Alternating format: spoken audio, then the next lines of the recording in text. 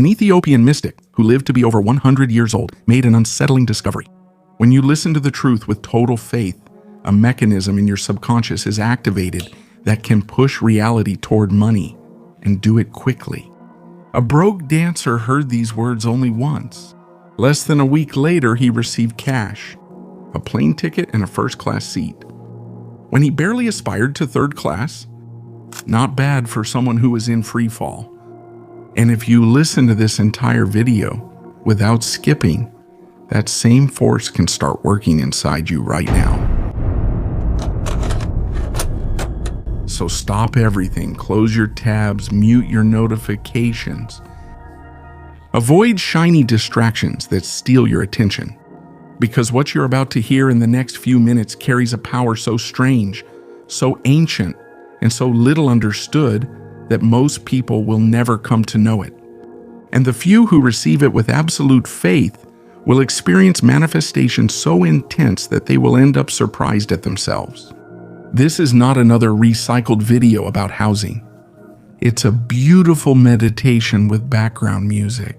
It's a direct activation of the law of assumption, taught by a mystic teacher almost 100 years ago. And it works while you listen, not afterwards. But I need you to do something right now. If you want this to work on you, place your right hand over your right ear. Yes, really. Now repeat out loud or in your mind. Everything I hear with faith manifests in my reality. Feel those words reconfiguring your mind, as if you were adjusting an antenna that had been disconnected for years. Repeat it 3 times. Do it now, because if you're not receptive, the words will go in one ear and out the other like so many internet promises. Did you do it? Good. You just opened the channel through which abundance can enter. Now write exactly this phrase in the comments. I am already in Barbados. I'm already rich. It's already done. It has a deep meaning that you'll understand in this video. That statement changed a man's life in 1933. And today it can change yours. Write it down now. Because every second you hesitate is a second your rational mind uses to sabotage you. What you're about to discover was one of the best kept secrets of modern manifestation. A piece of knowledge, one that an enigmatic man taught only to a chosen few. And those few ended up becoming some of the most influential spiritual teachers of the 20th century. His name was Abdullah, and his story seems like something out of a legend. He was an Ethiopian Jew born somewhere in East Africa in the mid-19th century. No one knows for sure when or where. He arrived in the United States bringing teachings from prison. Las transmitidas en secreto durante generaciones. He spoke Hebrew fluently. He knew the mysteries attributed to the books of Moses, and he had a presence that defied any logical explanation. In the 1920s, he opened a study center on West 72nd Street, New York, a discreet place. Small, no spectacle, but whoever went in rarely came out the same person, because Abdullah didn't teach theory. He didn't give nice speeches. He taught the exact law, the precise formula, the method that, according to him, produced results. And here's the shocking part. During a time of strong racial segregation in the United States, Abdullah could sit in an opera house where he wasn't welcome and no one bothered him. Why? Because he radiated such a powerful inner certainty that the world around him seemed to yield to him. He knew something that most people had forgotten. Abdullah trained 2 men who would later influence millions. Neville Goddard, one of the most recognized names in manifestation, and Joseph Murphy, author of The Power of Your Subconscious Mind, a book read all over the world. Both learned from him. Both received the same principle. Both taught it later, but in a softened way, because Abdullah's original version was more direct, more radical, and much more powerful. And today you're going to hear that teaching almost in its purest form. The encounter that changed everything happened in 1931. A young dancer named Neville Goddard attended a lecture by Abdullah almost against his will. A friend insisted so much that he ended up going just to be left alone. Neville arrived late. He sat at the back, skeptical, bored, eager to leave as soon as possible. When the talk was over, Abdullah walked straight toward him. He looked at him intently. He reached out his hand. He said something that chilled him. Neville arrived 6 months late. Neville stood still. He had never seen that man before. How did he know his name? How did he know anything about him? Abdullah smiled and added, "The brothers told me 6 months ago that you would come. I've been waiting for you. Now that you're here, I'll stay until I give you everything I came to give. After that, I'll leave." Who were the brothers? How did they know Neville would come? How could Abdullah have waited for him for 6 months? Neville never got clear answers. He only knew one thing. He had found something real, something that went far beyond common logic. For the next 5 years, between 1931 and 1936, he studied with Abdullah. He learned Hebrew. He immersed himself in the Kabbalah. And he discovered the law of assumption, that an idea assumed to be true, even if it seems false at first, if held firmly, ends up becoming a fact. But Abdullah's most powerful teaching was even simpler. It doesn't matter what your eyes see. It doesn't matter what your ears hear from the outside world. If you accept a truth within yourself and hold it with absolute faith, that truth eventually manifests. And there's a story that, according to many, proves it all. It's not fiction. It's not an embellished story made to sell snake oil. It's the most famous case related to Abdullah. December 1933. In the middle of the Great Depression, Neville was in New York without money, practically broke and with a desperate wish to spend Christmas with his family in Barbados. The problem was small.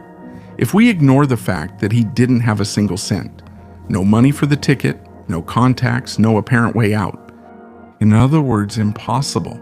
He went to see Abdullah and said to him, "I want to go to Barbados for Christmas, but I don't have any money." Abdullah stared at him and replied with something that caught him off guard. "Who's talking about going to Barbados? You already went to Barbados, and you went first class." Neville blinked like anyone would. "What do you mean I already went?" "No, I want to go, but I don't have any money." Abdullah, unflinching, replied, "You're in Barbados. You're already there. Now clothe yourself in Barbados as you would put on a garment. Smell the tropics.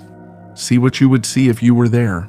Live from the end, not towards the end." Neville tried to reason. He tried to explain his situation to him. He tried to use that old human habit of arguing with facts that don't exist yet. But Abdullah turned around.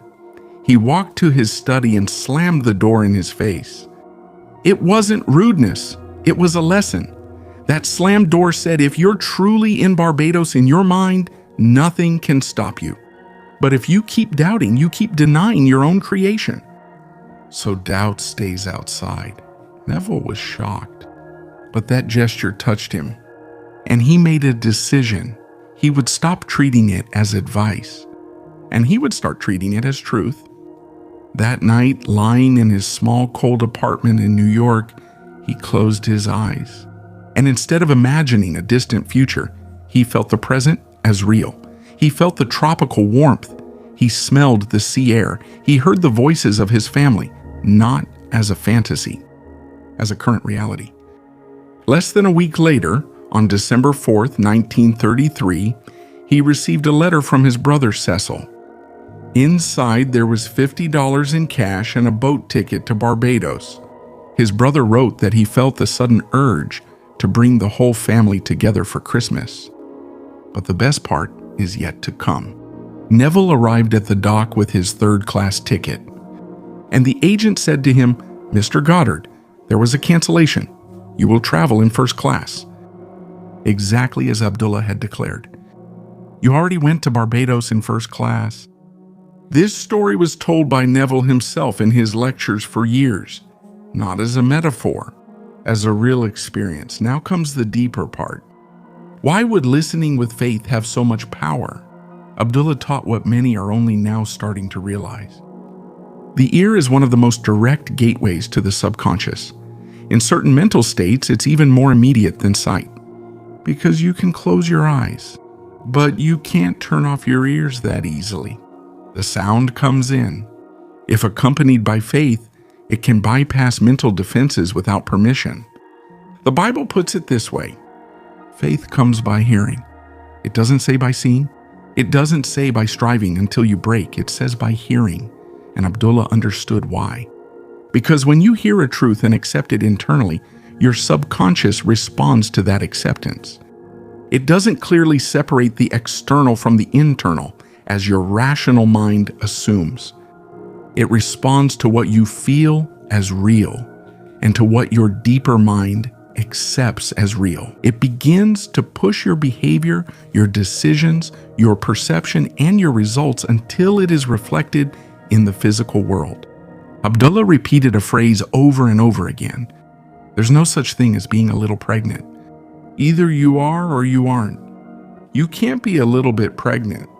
And applied to manifestation, the message was brutally clear. You can't be half convinced about wealth. You can't half believe that money is coming. You can't affirm abundance in the morning and panic in the afternoon. Either you fully embrace it or you haven't embraced it. There's no gray area. And when you hear a statement as absolute truth and accept it without reservation, you become pregnant with that reality. And sooner or later, it is born. Not like childish magic, but as an internal law. Now I'm going to show you the exact method that Abdullah taught. 3 steps. Direct, powerful, and designed to activate even while you're listening. Step 1. Declare the fulfilled state. Abdullah couldn't stand phrases like, I want to be rich, I hope to have money, someday I'll make it. For him, that was speaking from a place of lack. When you say, I want, you confirm that you don't have it. When you say, I hope, you declare distance. When you say someday, you sign up for delay. Instead, he taught to affirm, I am already rich. I already have all the money I need. It's already done.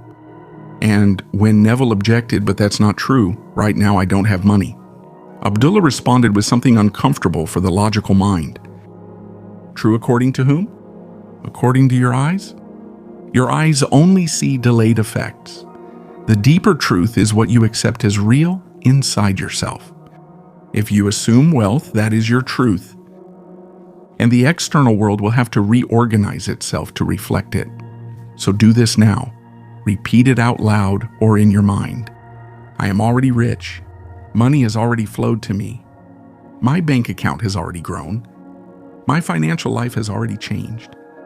It's not going to change. It already changed. It's done. Feel the difference. You're not asking. You're not begging. You're not waiting for cosmic approval. You're declaring a present fact. Because in this teaching, the cause is born within, and the external only follows it. Step 2, close the door on doubt. This is where most people stumble. After affirming wealth, the rational mind will appear with its favorite line. Look at your account. Look at your debts. Look at reality. This is ridiculous. And right there, you have to do what Abdullah did. Close the door. Slam it. If you're at home, go to a door and close it firmly.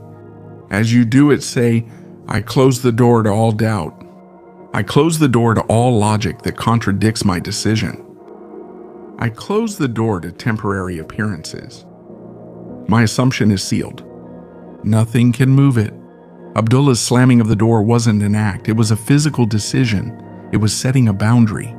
It was telling doubt, this is as far as you go. And when it comes back, because it usually returns uninvited, remember that sound. An answer that's already closed. There's no more discussion. It's already done. Step 3, live from the end, not toward the end. This is the point that few truly understand. Most people live like this.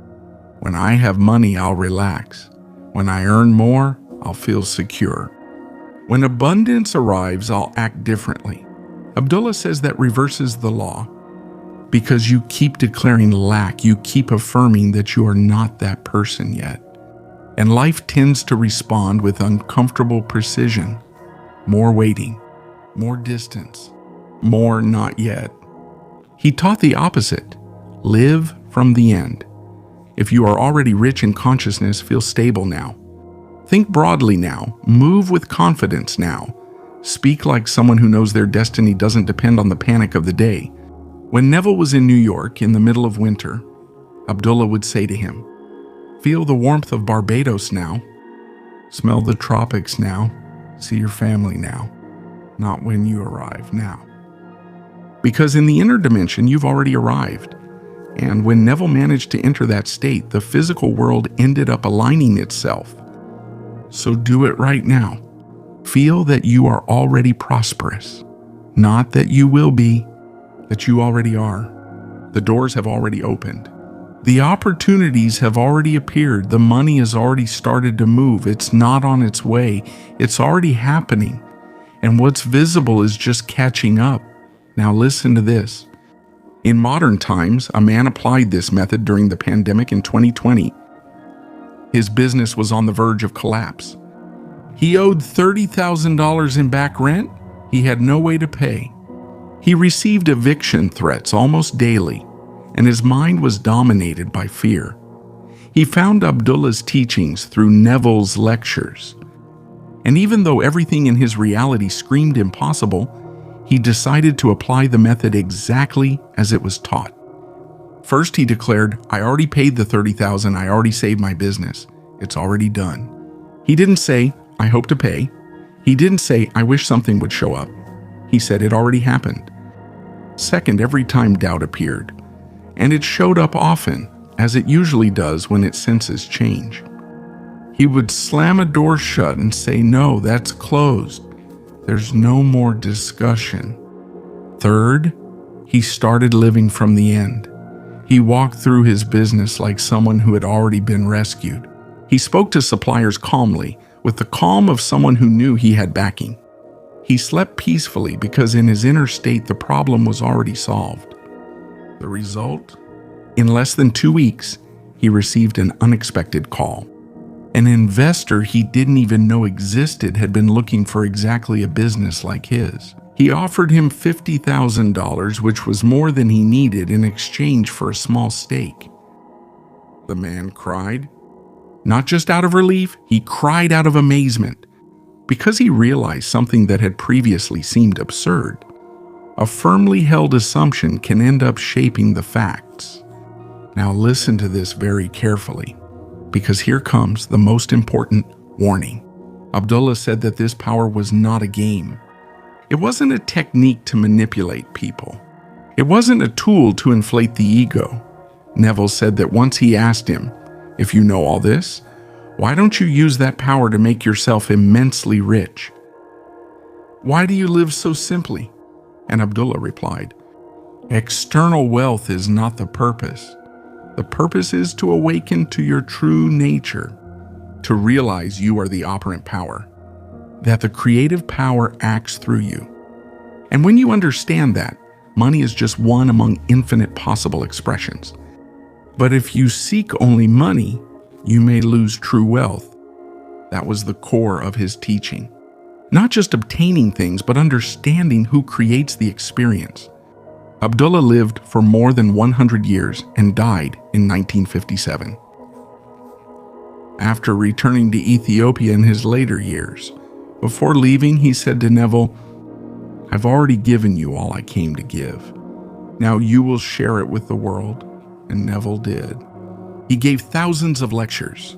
He wrote numerous books. He influenced millions of people, but he always repeated, "Everything I taught I learned from Abdullah." He was the teacher. I was just the messenger. Now I want to tell you something important. While we were listening, it could also have been happening inside you. Because when an idea enters with enough conviction, you start to reorganize perceptions, decisions, emotions, and actions. Your deep mind responds to what you accept as possible. That's why in the coming hours, days, or weeks, unexpected changes might appear. A clear idea in the middle of the night, a call or contact you weren't expecting, an opportunity that seemed non-existent, a financial solution you hadn't seen. Don't dismiss it right away. Sometimes it's not magic. Sometimes it's a mind in alignment noticing doors it used to ignore. Abdullah would have said it differently. There are no coincidences. There is a law at work. Your job is not to obsess over the how. Your job is to maintain the state. Close the door to doubt. Live from the end and watch how your world begins to respond. Yes, it's scary. It's scary to discover that maybe you've played a bigger part in your scarcity than you thought. It's scary to understand that changing within can change what's outside. It's scary to take real responsibility. But Abdullah would say, fear is resistance. The ego is afraid of losing control. When you understand that creative power operates through you, fear transforms. Right now, there are two possible futures. In one, you finish this video. You think sounds good, but that's not for me. And you go back to the same mindset as always. In the other, you decide to try something different. You accept a new identity. You close the door to the old narrative, and you start acting from a broader reality. Which one do you choose? Abdullah might say, if you made it this far, it wasn't by accident. You were ready to listen. So if something inside you was moved by this message, write in the comments. I'm already in Barbados. I closed the door to doubt. I'm already rich. It's done. Do it as a symbol, as a decision, as a starting point. And remember this final phrase. There is no such thing as being a little pregnant. Or you fully embrace a new reality, or you keep negotiating with the old one. Sustained assumption tends to become fact. Live from the end, not towards the end. Close the door to doubt. Walk with confidence. Speak with certainty. Think broadly. External life usually takes time to show changes that have already begun internally.